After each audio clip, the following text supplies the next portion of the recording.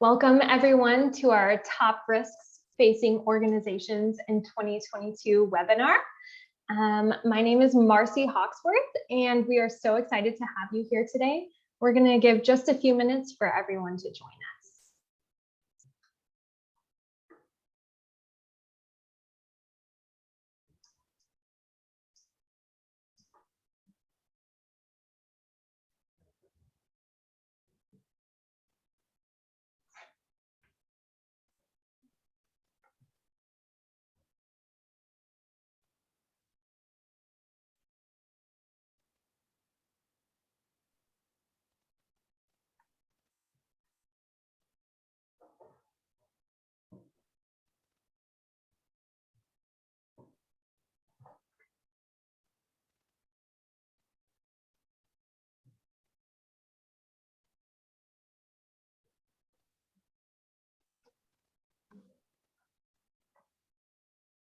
If you're just now joining us, we're giving everyone just a few moments to log in, and then we'll get started.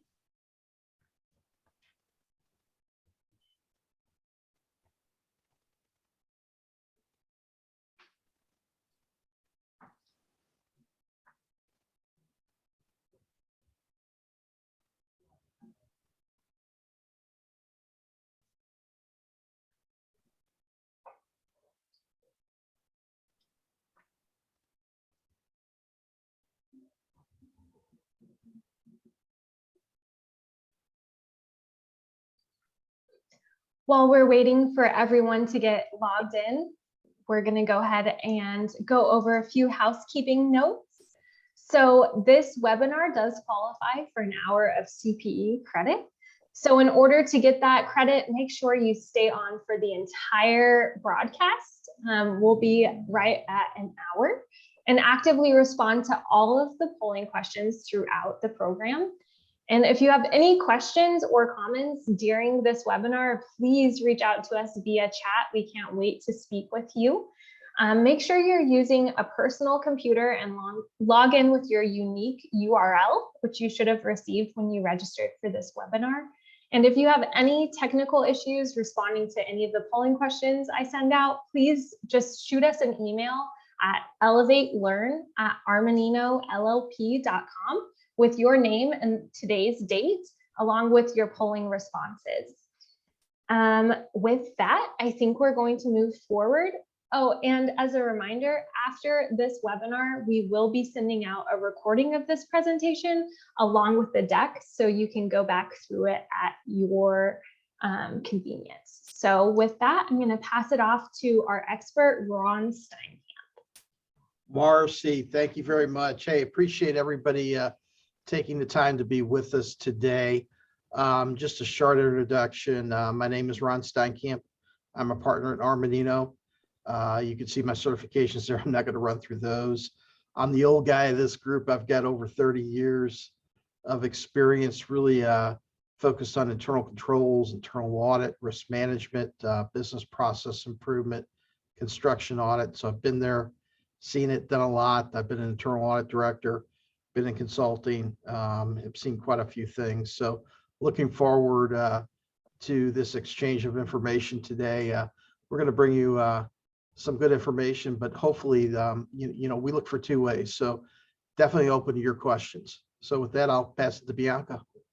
All right. Hello, everybody. Thank you for joining us. My name is Bianca Sorak. I'm a partner at Armanino. I have been in public accounting for about 16 years, so not quite as long as Ron, but still a good amount of time at this point, kind of aging myself. Really focused on internal controls, internal auditing, risk management, and over the last 2 years, I've got more into ESG, so your environmental, social, and governance compliance standards, really helping companies with putting those programs in place. And I'm really excited to talk to you today. And I'm handing over to Darren.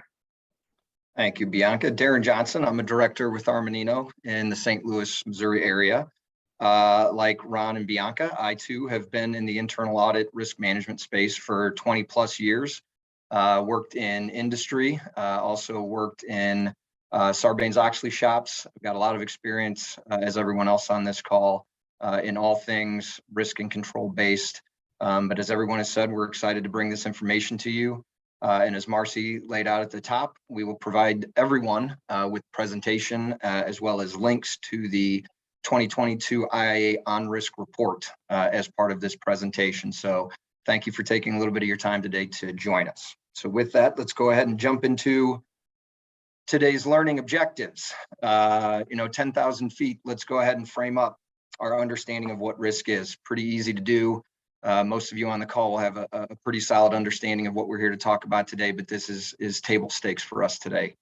We're then going to move into COVID-19's continuing impact on risk management. If there's anything that COVID has brought to the forefront, it's how a low likelihood but high impact risk can truly affect our organizations. Those were the types of risks that maybe we didn't give a whole lot of thought to previously. But if anything, again, COVID has absolutely brought that to the forefront. And then lastly, the key risks, the on-risk report for 2022. There's a dozen risks identified, and the majority of the content will be about these risks. The risks were identified as part of a survey and interview process performed by the IIA. It was with board members, with C-suite members, with chief audit executives, and only those items that ranked high enough have made the list. There's some new risks that were identified as part of 2022. There's some stable risks that we've seen in years past.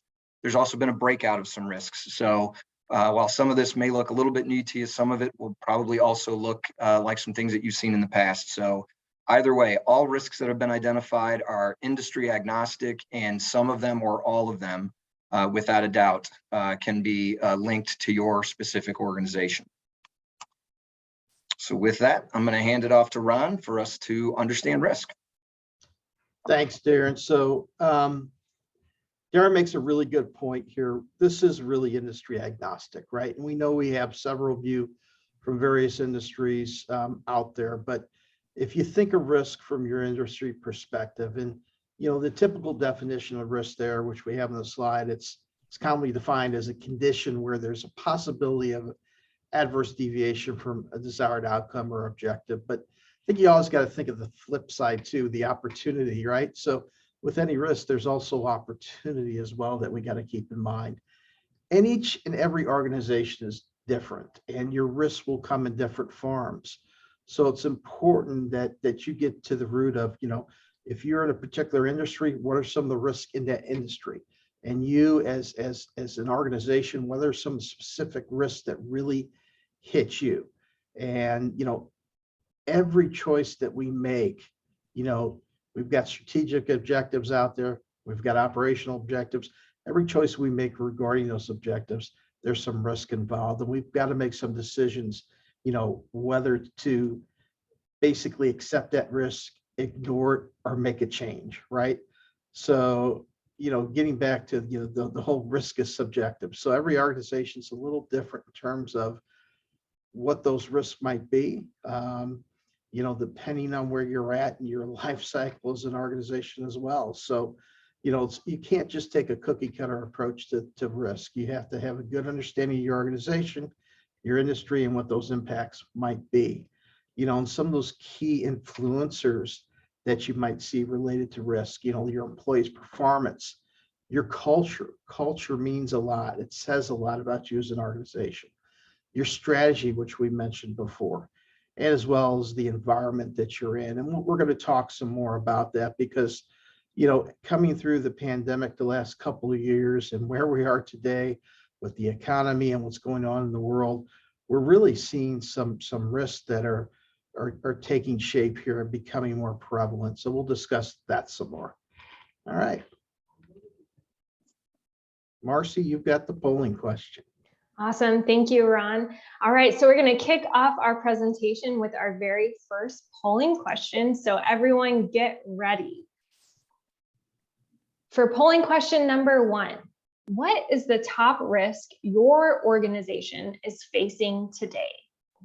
Cyber, environmental and social governance, or ESG, people, operational issues, or other?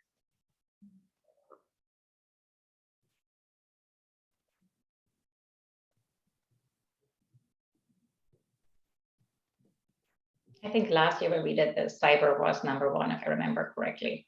Mm-hmm. See if that changed. Don't influence the vote, Bianca. All right, I'm seeing our participation level out, so I'm going to give it just another second, and then we'll check out those results.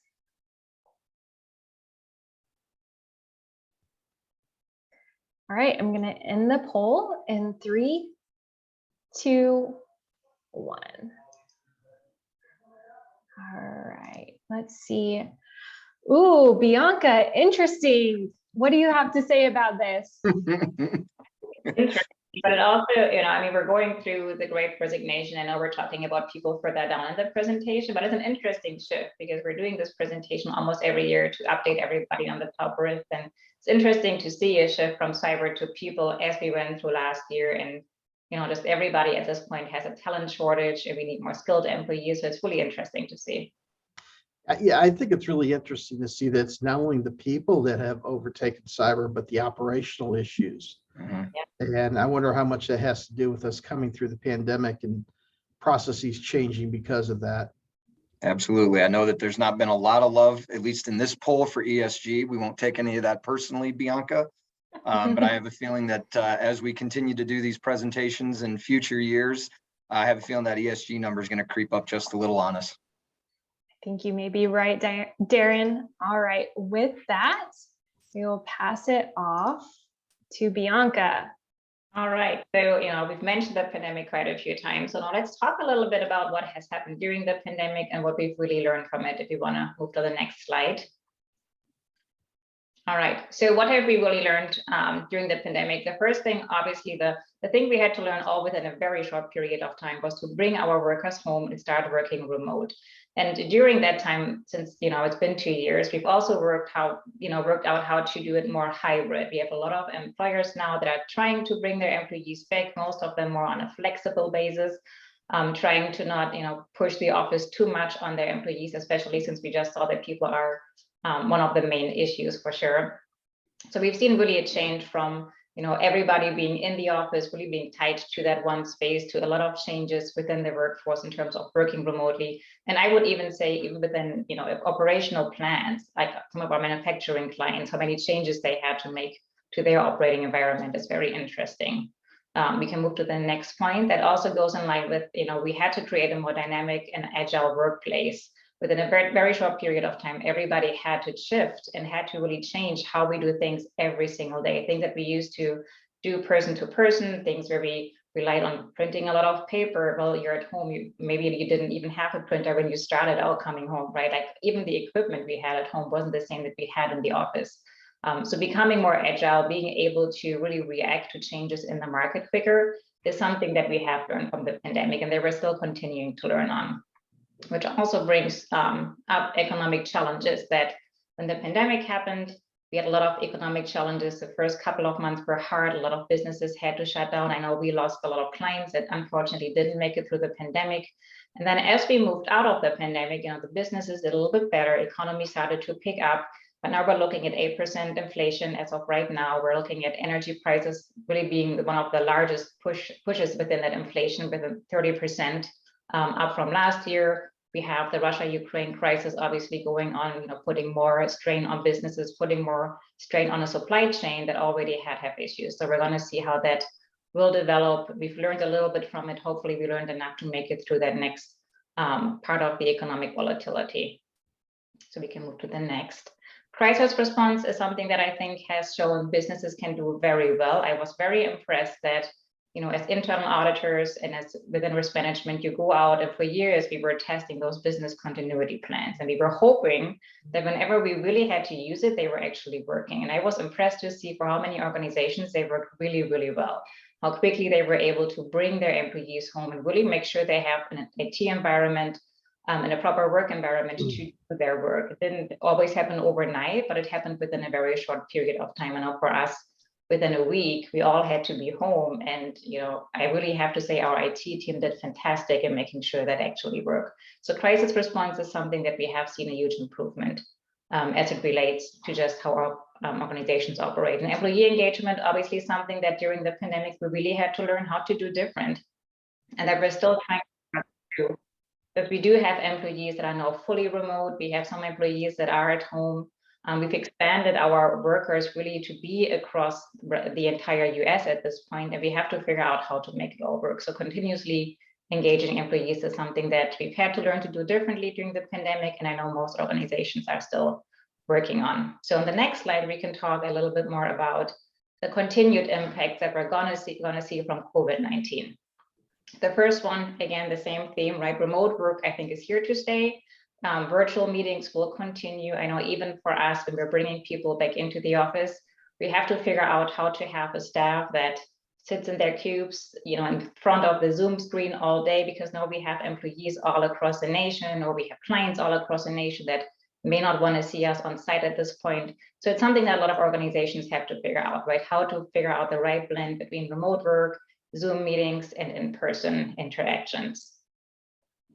E-commerce has become an industry of $871 billion in 2021, up 14% from 2020. And that really, I would say, is the biggest shift in terms of what the pandemic has brought, right? We couldn't go, or we weren't as comfortable in going to the grocery store. A lot of the retailers had to close. So retailers such as Amazon, that were already strong in the e-commerce space, took up a lot of that room. Instacart has become, I honestly didn't even hear of Instacart before the pandemic, and now I'm an avid customer of their services, because I've realized that I can save a lot of time not doing that. Along with me, hundreds of others people, of course, have done the same thing. So this is an industry where we're going to see more growth just around e-commerce, and then obviously with that shrinkage in the retail space. Along with that, we had to figure out how to take away those manual processes and make it a little bit more automated. And that is something that we've really seen speed up during the pandemic, during the COVID-19 crisis, where we had to figure out how to do things that we used to do manual, more automated. I know, Armanino, we have an entire team of people now that all they do is help clients figure out, okay, what is your manual process and what kind of bot and automation can we put behind it so that you can do it more efficient, more automated. And that is something where we see a huge shift, and where we will continue to see a huge shift in how people are working. That means that we have to shift, obviously, the occupational mix a little bit more. About a third of US workers are currently in what's called low-wage jobs, where we don't see a lot of job growth, we don't see a lot of wage growth, which means if we go to the next point, we have to take those employees and figure out how we can retrain them, how we can give them additional education to make sure that we can fill those gaps that we have on the more skilled workers. The next point, I think, on here talks about a little bit more for companies and obviously policymakers, and working together and providing the training, providing the education. We have the people, now we just need to figure out how we can retrain them. Every client that I'm talking to, no matter if it's an insurance company or manufacturing or financial services, everybody is hurting for talent. And as we're shifting from taking manual work away, we have to figure out how we can retrain those employees to fill those gaps that we have for the more high-skilled labor. So really, that's going to be what, we already had those things happen before the pandemic, but then the pandemic came along and we had to figure out how to do all of these things much more quickly. And we're going to see that speed of change will just increase over time, and probably in the next 5 to 10 years will completely change certain industries. And with that, I think we're going into our next polling question. Yeah. Yes. Thanks, Bianca. So everyone get ready for polling question number 2. Remember, you need to participate in all of the polling questions in order to receive your CPE. So for our second polling question, what risk has been most impacted by COVID? Cyber, environmental and social governance, or ESG, people, operational issues, or other?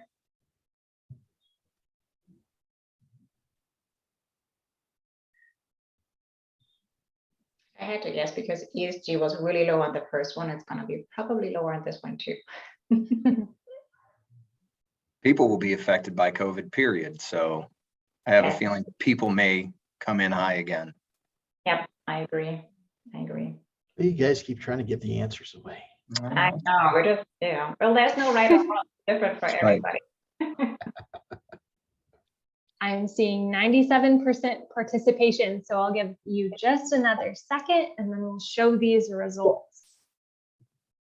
All right. Let's see what people had to say. Oh, I think you were right, Darren. People seems to be the highest with 55%.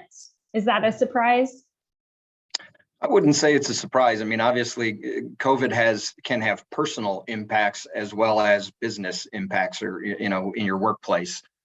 So it doesn't surprise me that COVID has affected at least this bucket as part of this polling question as much as it has. Operational issues, like we pointed out earlier, we've had to change. Every organization has had to change in response to COVID as people move to the virtual environment, work from home environment. We've identified those processes that required changing. So it doesn't surprise me that those two rank the highest as part of this polling question. And you think about it, people have really been impacted in how they do their work, right? To the point where you've had some folks who have really reevaluated where they are in life. We talk about the Great Resignation. What's important in their life? Is it work? Is it, folks have had to make a lot of decisions. So people have really been impacted by this. You have a part of the workforce that's actually been, you go to any restaurant today and you'll see that, they're not filling every section because they don't have the staff to support that.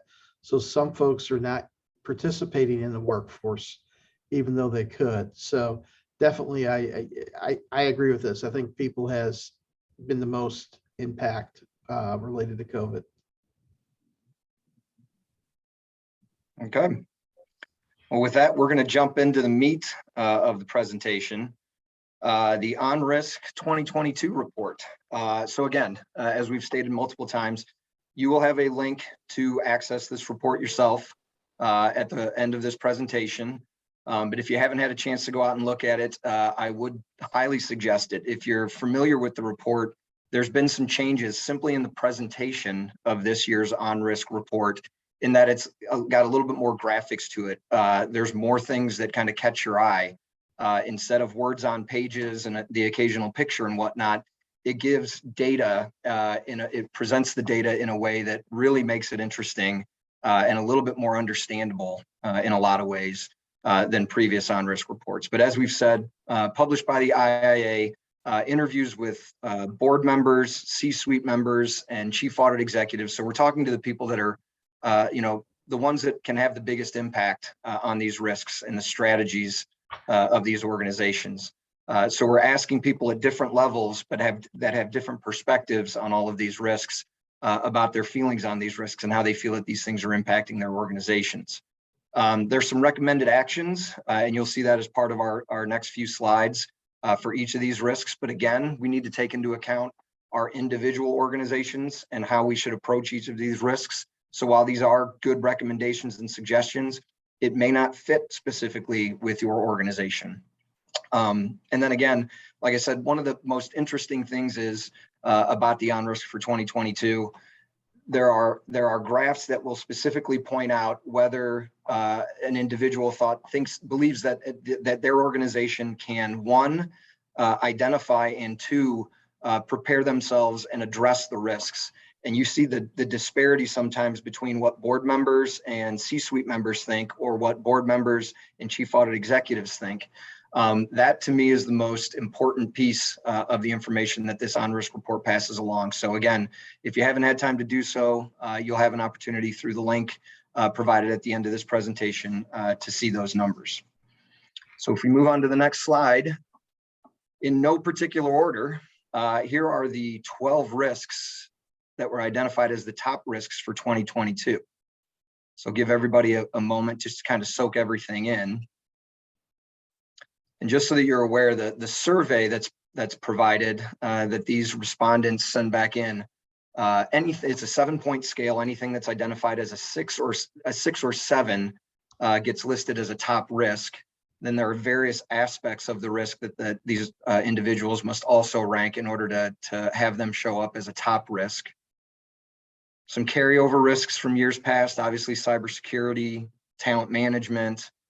Some new risks, supply chain disruption. Supply chain disruption didn't appear on the last 2 On-Risk reports, if you can believe that. But obviously with COVID, the Suez Canal incident, a lot of things that have transpired here over the course of the last 18 to 24 months has really put supply chain under the microscope. And if our supply chain can't provide us and our organizations what we need in a timely manner, that is a huge risk to our organization.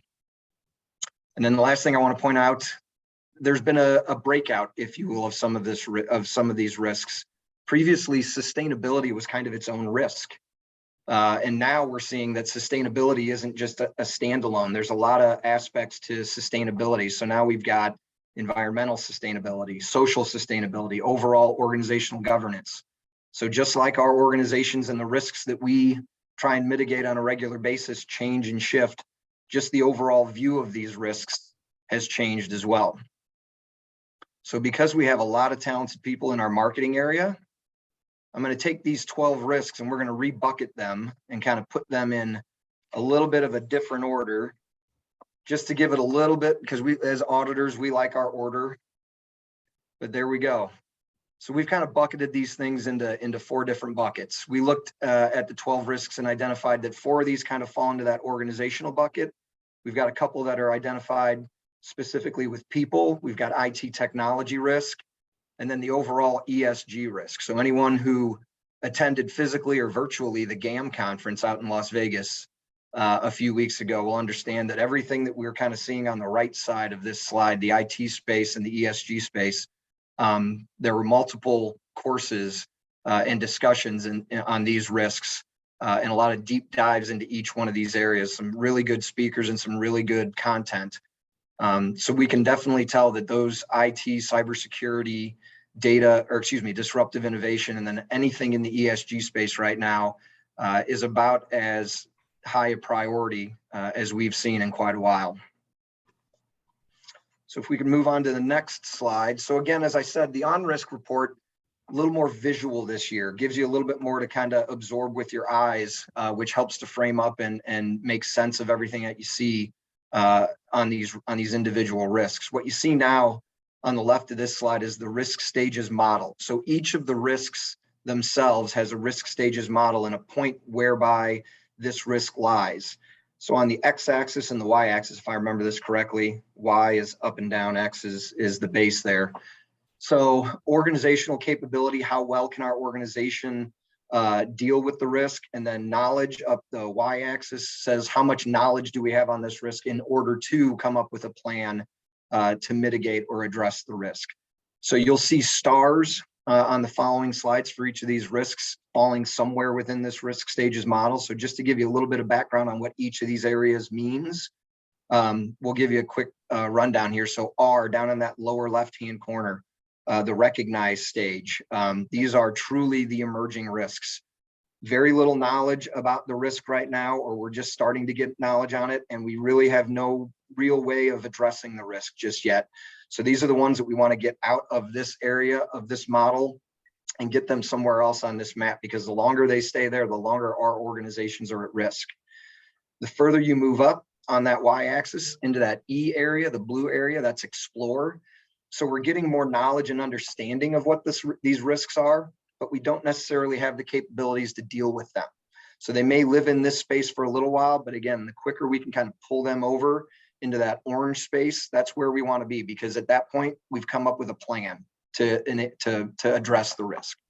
So that D area is the developed stage. So again, our knowledge is mid to high. So we're starting to gain as much knowledge as we can. Plus we've come up with a plan. How are we going to mitigate these risks? How can we address them either internally with controls and processes, or do we farm something out? Do we insure something? Do we find specialists to help us with these risks in order to make sure that we keep them from bringing our organizations down? And then in the far upper right hand, these are maintain or mature risks, if you will. These are kind of the low hanging fruit of risks and processes. These are things that we have very defined processes on. The risks themselves may not necessarily be high risk or high priority, but we've got an identified mitigating procedures and controls to make sure that they live in this space. But again, almost every risk needs to be reassessed and readdressed on an annual basis, and probably floats around somewhere in this model throughout its lifetime. But again, the sooner we can get our risks from that lower right-hand quadrant up closer to that upper or lower left-hand quadrant, excuse me, up to that upper right-hand quadrant is what's most important to our organizations. So with that, I'm going to turn it over to Ron to start jumping into our individual risks. Thanks, Darren. So, as Darren mentioned, we've categorized these. I apologize. So within the organizational risk area, the first one we're going to talk about is organizational governance. It really, again, that's going to look different for each organization. But really it's governance. It's what we do every day. It's what encompasses all aspects of how an organization's directed, how it's managed, policies, procedures, practices, processes, controls that are in place, and how they operate. Governance sometimes it's a great thing, but sometimes it can hinder us too, right, from the achievement of our objectives. So we got to keep that in mind, as we think about it, because if we, again, if we've got too many processes, too many policies, procedures in place, the return on the investment isn't as good, right? So we talk about that all the time from an internal audit, internal control perspective. You could have all the controls in the world, right? But that's going to cost you. There's a return on investment related to that. So we want to make sure that from an organizational governance perspective, that we understand what we're trying to accomplish and where that right mix is. So as Darren talked about the different risk stages, you can see this is in that the green area, the mature. So, it's something that, we've had a lot of experience with as organizations, got a lot of knowledge on from an organizational governance perspective, and we've been dealing with it for a while. So things we recommend there, it's good to periodically perform an organizational risk assessment. Now, I know not everybody out there is an internal auditor, but internal auditors do a risk assessment, hopefully every year. Hopefully this is a living, breathing document that gets updated through the year as well. But from an overall organizational perspective, it's great to perform a risk assessment to understand where your risks are within your organization. That's a big part of your governance, because if you don't know where your risks are, you're not going to be able to head those off, right? And we want to make sure that we've got a good idea where they're at. Another recommended action is making sure that we're clarifying board and management roles and responsibilities. So it's clear, from management's perspective, what's their role regarding organizational governance, as well as from the board. And those two bodies are really going to set the tone for the rest of the organization. So if we're clear and concise with those roles and responsibilities, if everybody knows what those are, it's going to flow down through the rest of the organization. Then determining, how closely our performance is linked to our strategy. So doing some honest evaluations of performance, having that courage to make changes at an organizational level. This is one where, again, I am an internal auditor by nature. That's where I started there. That's where I spent most of my career. This is where your internal audit functions can really help you. Don't look at them just as a compliance organization or as an organization to come in and look at your financials. They should be able to help you from a performance perspective and see if you're hitting those key performance metrics. If you've got a good internal audit function, you should be able to do that. So I'd encourage you to use them from that perspective. And then just continuously monitoring, reporting on how your organization is performing, what it looks like from an organizational governance perspective, utilizing those key metrics. So again, it's all about being honest with ourselves, being honest about where we're at with organizational governance. Next slide, please. So, as we continue on, the next risk we talk about is change in regulatory environment. And this is something that, I know business owners, we don't like a lot of regulation anyway, right? So changes often hit us, but these are fundamental changes in government's appetite for regulation. Could change with administrations, could change from year to year. And it has a significant impact on our organizations. Even those that aren't heavily regulated, think about it, from your tax perspective, as the tax rules and regulations change, your organization has to change with them. We need to make sure, from a risk stage, I guess, it's in that developing area. So it's something that continues to change, and we need to keep our finger on the pulse, so to speak. But the recommended actions there is, if we can implement some tools or software to help manage and communicate the regulatory environment. Now, sometimes I know that's difficult. There's really not a lot of tools or software out there that monitors from a regulatory compliance perspective. But for those where we can find it, it's something good to have. But I think it's really important to identify someone, department, a role, a person, whoever it might be in your organization that's there to really closely monitor the regulatory environment. Not only monitor, but when you have a chance to have a say in that environment and work with your representatives to make sure that you've gotten your say in on it. I think it's important to have somebody play that role that is monitoring what's coming out from a regulatory perspective, whether it be at the federal, state, or local level, that you've got a good understanding and can do some risk management related to the regulatory environment. And then making sure that you're informing and training management and staff regularly. So, one of the last things you want to have is for somebody to come down on you from the federal or state perspective, anything from a government perspective, and say, hey, you're not in compliance with XYZ rule, right? So you want to make sure that the folks that are responsible for making sure you're in compliance, that they're trained and they know their job. So, and they're informed. I mean, again, the regulatory environment changes so quickly. It's important that you keep people informed. Next slide, please. Supplier and vendor management. This is a big one for me. I think it's important that organizations really understand and have a good handle on their suppliers and vendors. I mean, think about it, if you think about your organization, think about all those suppliers and vendors that you utilize. For your organization to be successful, you've got to maintain a healthy relationship with those external partners and vendors. That's really what this risk is all about. And it examines, our abilities as organizations to select and monitor those third parties. The risk stage there, it's really going from the evolving to the developing.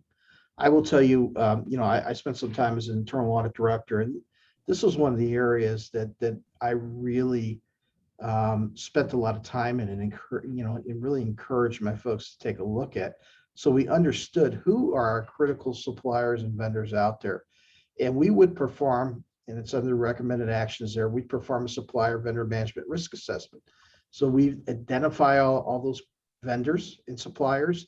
We determine which ones were the most critical, and we would actually go out and do some audits on those vendors. Now, it's important, and we'll talk about it in a bit here, but we want to make sure we've got audit clauses within those contracts with the suppliers and vendors so we can take a look. But it's critical that we do manage those.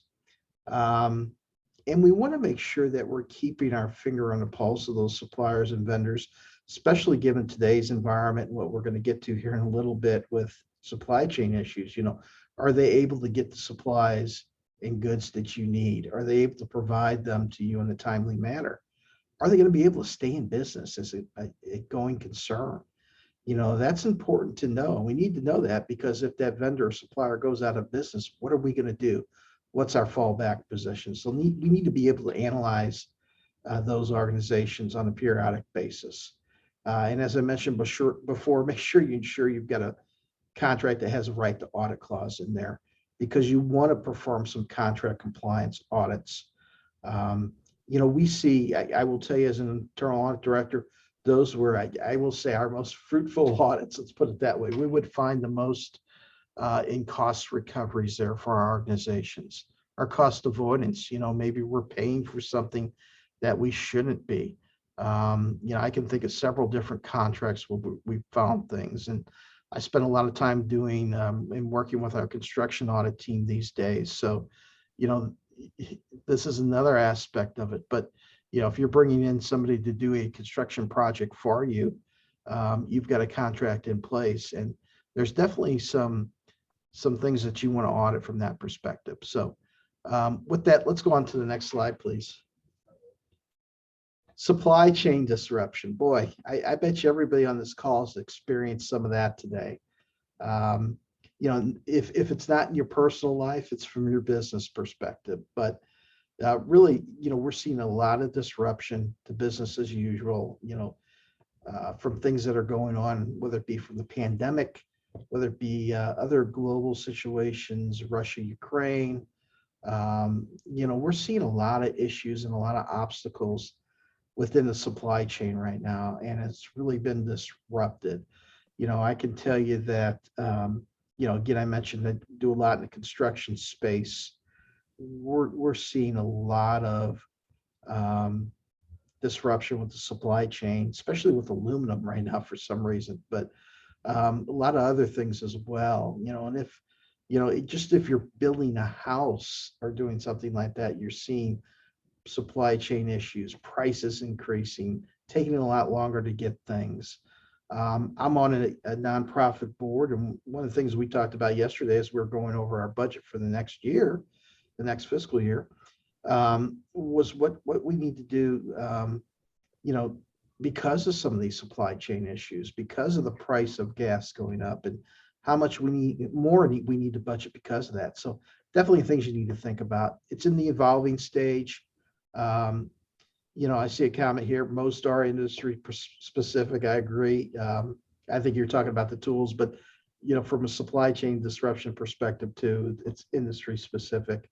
You know, even thinking about it from a personal perspective, you know, I can tell you my wife's at a coffee table on order now for God, probably since September. I mean, you know, you think you'd be able to get that quickly, but you know, there's so much disruption out there right now. So some recommended actions: make sure you've got diversity in your supply chain. Don't heavily rely on just one single source. So, you know, you've got to have a backup plan. You've got to have others that you can go to. You know, actively monitor those threats, whether it be, you know, to the physical locations of your suppliers. You know, are they in Europe right now? You know, a lot going on in Europe. You know, it's going to take a lot longer to get supplies through when you've got a war going on. Regulatory restrictions as well could be a big threat. And perform a supply chain vulnerability assessment. So understand where you could be susceptible to risk in your supply chain, and then create a contingency plan to how you can deal with that. All right. Next slide, please. I'll pick it up from here. So now we're going to get into the people risks. As we've seen, based upon our polling results, people risks are very big, whether COVID related or not. So one of the larger risks identified as part of the on-risk was this talent management space. We have to accept that remote employees are a thing that most of our organizations are going to have to deal with going forward. It was a struggle at first, but we learned very quickly that this is something that we can deal with, that is doable. Our workplaces are now dynamic, more dynamic. So operationally, we're having to figure out, because of how we have to manage our talent, what do our workspaces look like? So this is a very, you know, it's a big moving target. As you can see, it was in the emerging stage, but it's more into the developed stage, because I think, you know, we're going on 2+ years now with COVID. We've identified this quickly, I think, you know, across industries, and understand that we've got good talent. We want to keep good talent. We got to figure out a way to engage that talent and make sure that they're happy in the workplace. Organizations are addressing this risk, addressing the need to manage the talent. They have strategies in place. They make sure that employees are staying engaged. When they're not, they're making sure that they address that quickly. So, you know, from a recommended action plan perspective, if you don't have one already, you really need to develop an organizational talent management strategy. You got to get your HR people involved. You got to get your empathetic leaders involved, those that have a pulse on the organization and their employees, and figure out the right way to set up your talent management strategies in order to make sure you're addressing the right things. Identify metrics. What metrics will help you get timely feedback on whether these employees are engaged and whether you're going to be able to keep them.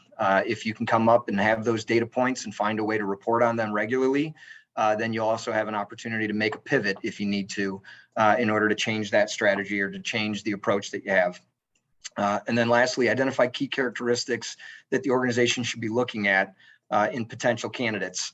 If you've got a potential candidate that wants to be on site, but your organization says on site just isn't for us, at least not in full time, well, that's not going to be a good fit. So you've got to find the right balance in order to make sure that if this is talent that we truly want and truly need, and we're paying a premium for it at this point, what are we willing to give on in order to make sure that we can obtain and maintain that talent? Next slide is culture. Again, this was an emerging risk, and now it's kind of leaking into that developed area. But everybody understands, if you've heard the famous quote from Peter Drucker, the educator and thinker in all things management, culture eats strategy for breakfast. So we're not minimizing or making light of strategy because it's important for organizations. But if your company culture cannot be sustained and you cannot keep employees engaged and happy, then all that strategy is all for nothing. So there's a lot of truth in that saying. Probably the most industry agnostic of all the risks identified as part of the on-risk. Again, culture for different organizations can be very, very high and can be the reason that people want to go work there. Other organizations might have or cultures that aren't quite as friendly to their employees, but that's just the way that organization is run. But that might be made for certain types of people. Those are the types of people you should be seeking out to hire. But if you survey or interview a cross section of your employees and figure out that your company culture isn't what you think it is at the highest levels, then it's time to make a change.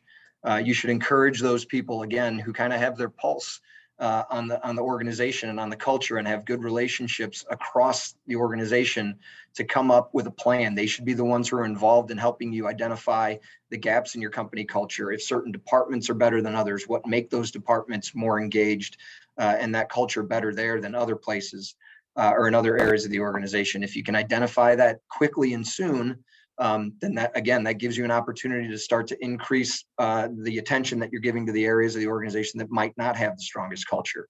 But again, recognize and address these things as quickly as possible, because the sooner that you do, the less opportunity there is for that company culture piece to start to slide, which can have a real detrimental effect on the organization as well as other risks within the organization. So, Bianca, I'm going to pass it off to you. I hope I made up a little bit of time for us. Yes, but yeah, I think we're fine. So we're moving on into really the IT and technology space, starting with one of the hot buttons, which is cybersecurity. I know not as hot as people in this poll, but still hot enough for us to really put a lot of focus and, of course, internal resources, etc., behind. More in the developed stage, meaning most organizations have an understanding of what cybersecurity is. We have people that take care of that for us, but we also know that all of those hacks and schemes are getting more elaborate, are getting more sophisticated. So you have 16, 17-year-olds being able to get in some of the largest companies and federal agencies around the country. So clearly something that it's hard for organizations to keep up with. It's one of those risk areas that we might never be fully in front of, right? We just always have to make sure we protect our environment as much as we can. So from the recommended action, from our perspective, if you are not doing that, really make sure you do at least an annual IT risk assessment so you understand where you have potential gaps, where do you have vulnerabilities. Vulnerabilities assessments, penetration testing can be really helpful if you're not doing them at least annually. Sometimes I would even recommend biannually to make sure you understand, okay, if there is a hacker, how can they come into our environment? Where do we have problem areas and gaps that we need to make sure we patch? Once they are into our environment, what can they actually get to, right? What kind of vulnerabilities exist within the organization that we need to make sure we have proper controls and a secure environment around? And now a lot of our clients have started working with third-party providers to take care of their cybersecurity and IT environment, which is totally fine. Just make sure you have at least one person on the inside of your organization that truly understands the risk and can work with a third-party provider. A lot of times that is where we see problems because your provider might not be fully aware of what your needs are in terms of making sure that you have a secure environment, and then have the best tools out there. That is where we also see a big risk area, because a lot of times those tools can be more expensive, which is why we're going to third parties. But again, make sure they have the good tools, make sure they understand how to keep your environment secure. And with that, we can actually move on to the next slide, which kind of goes in line with cybersecurity because it's the entire reason why hackers want to get into your environment. It's the biggest currency you have, the most precious thing you own is your data. It makes everything run from, no matter if you're a manufacturing entity, it's how you protect what you produce and how you produce it. It's your customer data, it's your consumer information. If you work in a healthcare environment, obviously you understand there is HIPAA requirements around the health information, financial services. It's also very regulated in terms of that private information. But even if you don't fall under a highly regulated space, make sure you understand your data, where it is and where it resides. Again, going back to do the risk assessment, right? Understand what kind of data do you have and where is it actually located within our environment. A lot of times when we start these audits, it's interesting that we find data in places where even our clients wouldn't expect it. And the one thing we always say is that if we can find it as auditors, it's very likely a hacker will find the same data somewhere where you don't expect it to be. So really have a data management program in space, understanding where your data is, where it is located, and who has access to it, and how is it secured and controlled. If you have a third party, make sure you have an internal resource that can really work with them so that you have the best tools in place to protect your data. And then the last piece when it comes to technology, so we can move on to the next slide, is really around disruptive innovation. And what I thought was really interesting when I looked at the on-base report is that is where we see the largest deviation in how board members and C-suite executives saw this risk. Because for board members, it's a really important risk, something they want to understand better, right? Like who is the next Amazon, who is the next Tesla, like what can really bring us down? And then C-suite executives, since they have more of a short-term focus in comparison to board members most of the time, they really didn't think this was as important as some of the other risks in the report. So a big deviation there. But if you think about disruptive innovation, I mentioned Tesla, which had a huge impact on the automaker industry, of course. Amazon changed the retail industry forever and how we live and consume everything in our daily life. We have Instacart now. You know, I also have to think of not just companies, but technologies. If you still remember Photomart, those little boxes around town where you would go and develop your photos, those aren't around anymore. You had one? I worked at one. Because you worked at one, so you don't need those anymore. And an entire business went out, not because there was something else to really like another company coming in, but there was new technology. We have pictures on our phones, and if we want them developed, we can go to any store and within 5 minutes you have that. So what does it mean for you as an organization? Obviously, understand what is that technology that currently comes up. Look at your peers, look at technology advancements out there, look at those startups that you don't think may play a big role for you, right? Somebody thought about that, like Blockbuster, I'm sure looked at Netflix and said, who cares? Nobody will ever look into streaming. Well, 6 years later after that, they were actually out of business. And we know Netflix changed the way we watch movies and TV and go to the movies forever, right? So make sure you understand what are the startup companies. Don't just compare against your peers, really look at that new shiny thing out there to understand what that could do to your industry. We listed a few specific jobs out here, which is something that's also really important to look at, right? How do you have, what kind of manual processes do you still have? What kind of manual jobs? Print media, obviously we know it changed. Delivery services, we still have a lot of people coming to our door, but we also know that a lot of companies are looking at ways to pretty much take away the people part within that. Financial advisors are slowly being replaced by algorithms. And then office assistants and cashiers, obviously, we also see a reduction in that kind of environment because we have less need for those. I don't know when anybody ever went to the bank branch. I know I haven't been in one in a couple of years. So just understanding that there is kind of that consumer change that really fuels those disruptive technologies. So understand where you are from that perspective. Are you an early adapter? Do you want to take a little bit more risk and wait for a little bit of period of time like the automakers did when they looked at Tesla, but really understand where you are on that spectrum and get a better sense for, you know, what could happen if somebody else will come along and had something that is more efficient and provides better consumer service. And that really finishes up our IT and technology risks. And we're now moving into what everybody, at least in the polls, thought was the least risky, the least more urgent for you. But because we know it is such a big risk item and, you know, it's popping up more and more, we do want to make sure we spend a little bit of time at the end, at least on this, and that is ESG risk. So environmental, social, and governance. And when we talk about that, we really mean that we want to make sure that your organization is sustainable, not just for the next 2 years or 3 years, but really for the next 5, 10, 15 years for that next generation to make sure you can survive the changes that don't have an immediate financial impact on your organization, but might have a long-term financial impact and can really make a difference between you being here or not being here in 5 to 10 years. And the first thing we're starting with, which is very timely, I think, is economic and political volatility. As I mentioned earlier, we have 8% inflation.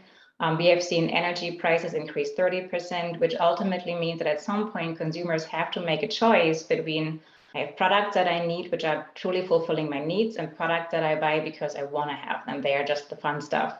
And once they make those changes, what does it mean in terms of economic volatility? How will the market react to that, right? And when will that happen? So making sure you're starting to do some scenario analysis, you're really understanding your own price velocity, right? How can our prices change as inflation might increase, or if we're seeing a further push through the supply chain, what does it mean in terms of how much we can increase and change our prices? Also looking at where I think Ron did a great job going through the suppliers, right? Understand where your suppliers are. And if you already see a shortage, can all of that put more pressure in terms of, because you're maybe supplying from a place in the world where there could be some political volatility. So a few recommended actions in addition to that is do an ESG risk assessment. We're all about risk assessments since, you know, that's what we do. But it really helps in understanding your vulnerabilities. It really helps to make sure that you understand where you have volatility within your own organization and really integrate that. If you already have a risk management program within your risk management program, build red flags around the things that you may want to put in where you say, okay, if inflation goes up by X%, that is when we need to start looking at our prices. And right, if we see supplier costs go up by X%, that is when we maybe need to look more at our supplier infrastructure. Create those volatility scenarios, work with your board, really put more pressure on board and management to have those scenarios in place. Another really good example is the German automakers that really struggled through when the crisis started in Ukraine, because they all used the same supplier to build their wiring systems within the cars. And all of a sudden they had to suspend operations because their supplier couldn't deliver anymore. So just a few things to make sure you can understand the risk and your exposure. So we can quickly move on to the next. And I don't want to spend too much time here because Darren already talked about talent and culture.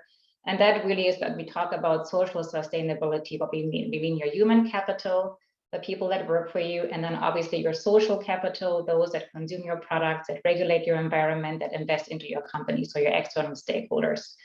Understanding how they are, who they are, how they work, and what they desire of a company has become much more complex, right? Investors nowadays want much more information beyond just the financial statements. Employees really have so much different demands in terms of what they want out of an organization. So again, doing risk assessments, integrating ESG into your risk management process, doing diversity, equity, inclusion audits and culture audits can really help to make sure you understand what your firm looks like, what your organization looks like, and what your stakeholders look like to make sure all of that is paired up. And then really strengthening governance across your organization.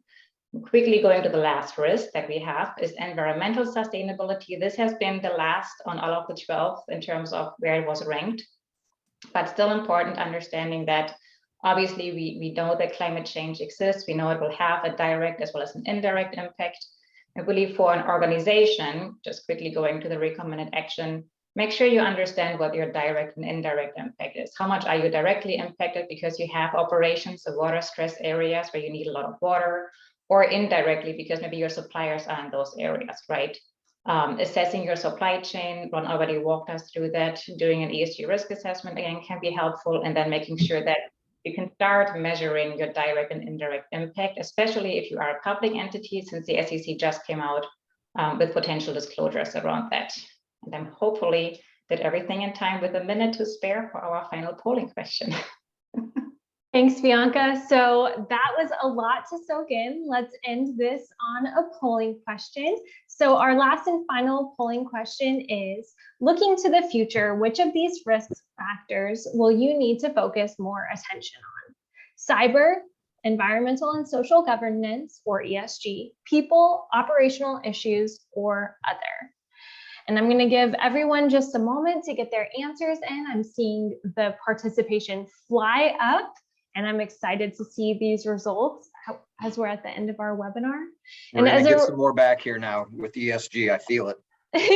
and as a reminder, I'll be sending out this deck and the recording within 48 hours. And the end of this deck also has some links out to solutions for your risk areas if you want to check that out. So let's see the results.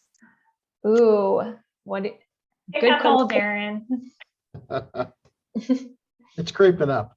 If we could just get rid of all our people, all our risks would go away, right? That's it. That's what we've identified today. So People. Absolutely.